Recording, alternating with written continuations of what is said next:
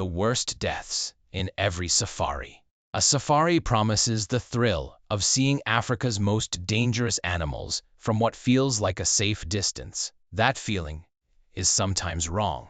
Here are 3 deaths that happened on safari, in 3 completely different settings, against 3 of the continent's most dangerous animals. The Lion Park attack. On June 2015, 29-year-old American Catherine Chappell was riding through a private game reserve outside Johannesburg called Lion Park. She'd come to South Africa as a volunteer, drawn by a love of wildlife and a desire to help with conservation work at local sanctuaries. That afternoon, a local tour guide was driving her through the park's lion enclosures when she rolled down her passenger window to get a clearer photo of a pride resting nearby. The park had tried to prevent exactly this. Signs were posted throughout the reserve, and every visitor was handed a printed slip warning that windows had to remain closed at all times near the lions. That slip was later found sitting on the passenger seat of Chappell's vehicle, apparently set aside and forgotten. As she photographed the pride, a lioness began moving toward the car from the side, out of Chappell's line of sight. Drivers in nearby vehicles noticed and started honking their horns, trying to get her attention. She kept shooting photos. The lioness paused for a moment a few feet from the door, then lunged, forcing her way through the open window. The guide tried to pull the animal off and was badly injured doing it, but Chappell died from the attack before help could reach her. In the days that followed, the park and the tour company that had organized the trip publicly disagreed over exactly how the window had ended up open and whose job it had been to catch it. Neither side disputed that the warning had been there the entire time. The walking safari.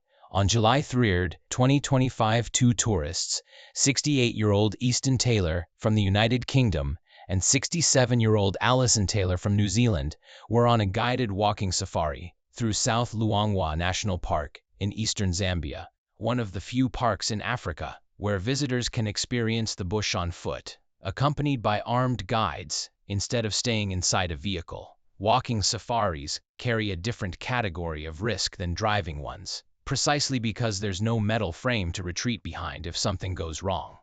That morning, a female elephant traveling with her calf suddenly charged the group without warning. A mother elephant protecting her young is considered one of the single most unpredictable threats in the African bush.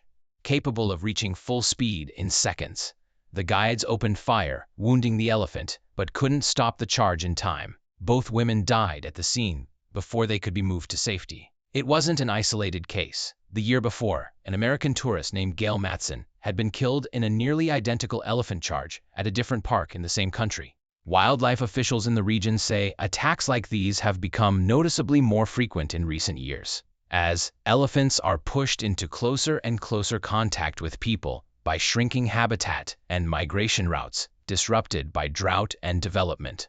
The trophy hunt.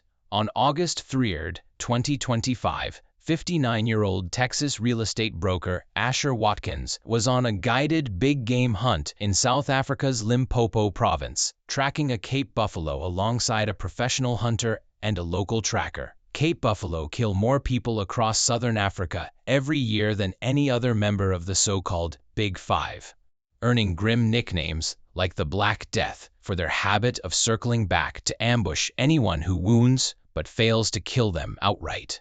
The buffalo Watkins was tracking hadn't been shot at all that day. According to the hunting company that organized the trip, the animal charged without warning at roughly 35 miles an hour and gored Watkins before anyone in the group had time to react. The professional hunter shot and killed the buffalo moments later, but Watkins had already sustained fatal injuries to his chest and abdomen and was pronounced dead at the scene.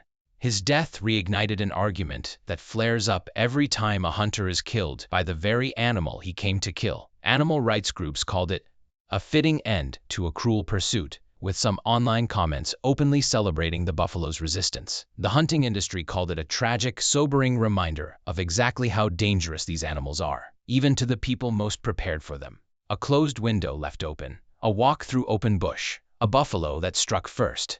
Three different kinds of safari, three different animals, and the same lesson every time. In the wild, the line between spectator and prey is thinner than it looks.